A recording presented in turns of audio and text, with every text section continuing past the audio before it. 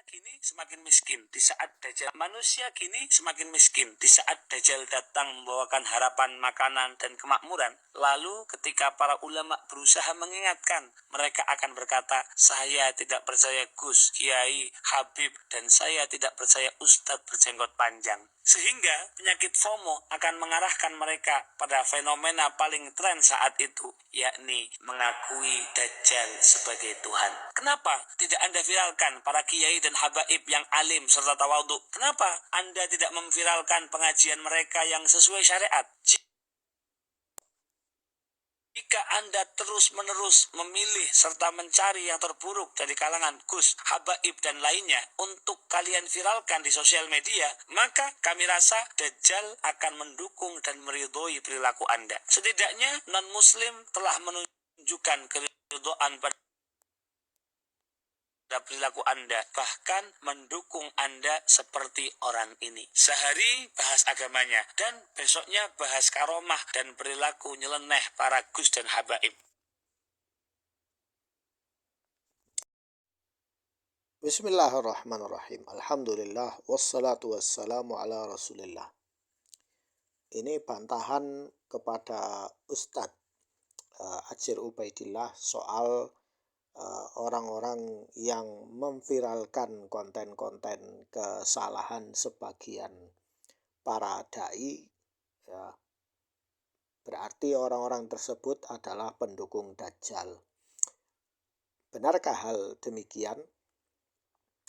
Lalu dia berdalil bahwa ada orang di luar Islam, ya, yang dia memviralkan konten yang kalian upload untuk menjelekkan Islam. Berarti kalian membantu menolong mereka dan menolong Dajjal.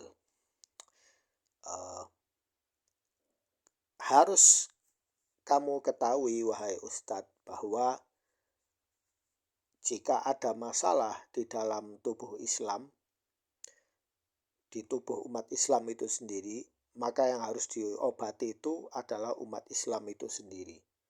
Ya, misalnya ada orang Muslim bertransaksi dengan orang Cina, Konghucu misalnya, beragama Konghucu. Kemudian si Muslim ini tidak membayar hutang dengan orang itu atau menzalimi orang itu.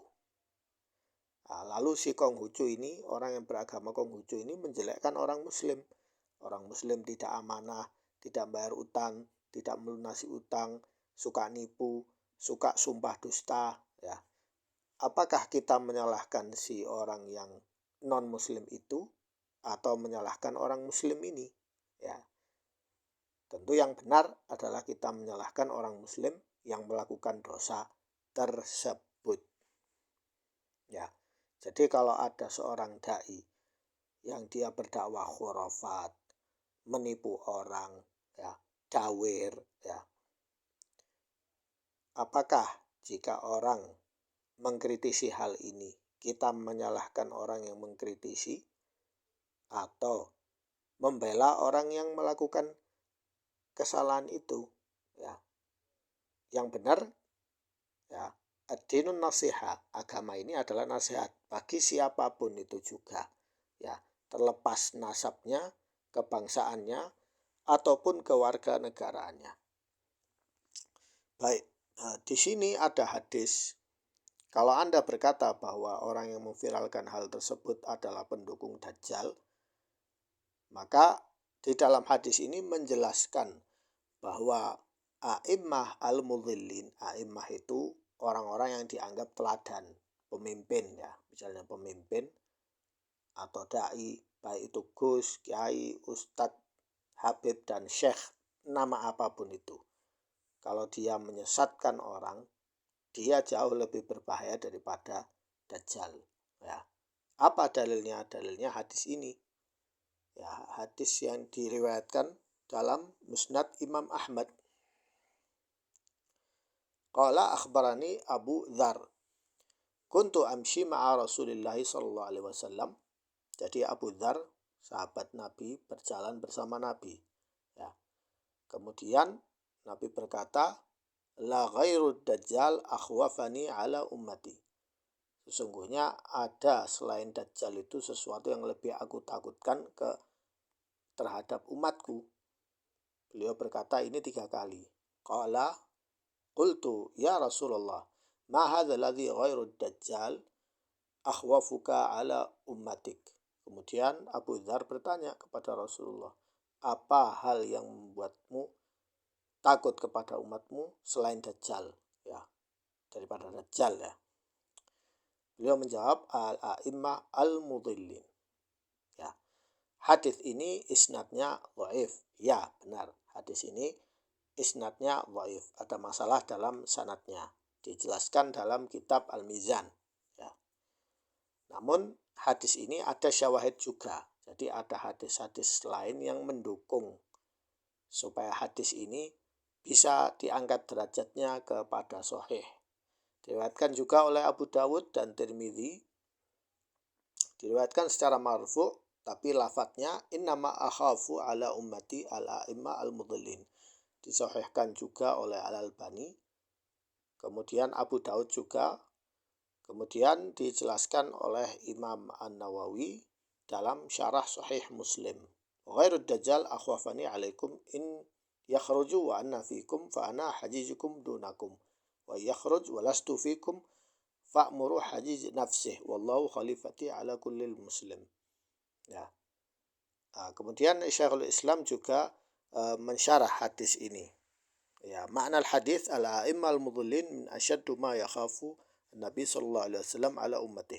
Jadi Rasulullah lebih takut kepada a'immah, para orang-orang tokoh-tokoh yang penyesat. Ya. Hatta naum akhwafu andu ala ummati minad dajjal, dibandingkan dengan Dajjal. Kalau Dajjal dia jelas ya ngajak orang kepada kesesatan, dia menamai dirinya sebagai Dajjal ya. Tetapi kalau a'immah ya a'immah, berarti orang-orang yang dianggap teladan. Namun apakah misalnya orang-orang yang mengkritik, memviralkan hal itu mendukung Dajjal ya, mereka rata-rata yang memposting video itu orang-orang awam ya, orang-orang awam.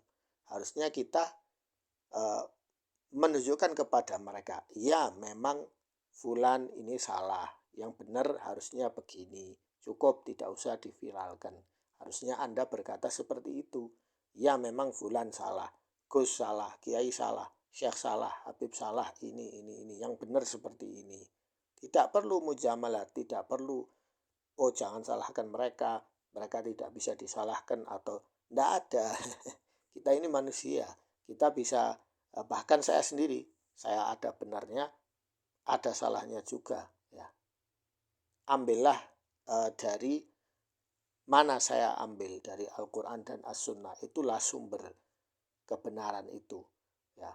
Adapun selain Nabi Shallallahu Alaihi Wasallam ya masing-masing punya kesalahan ya.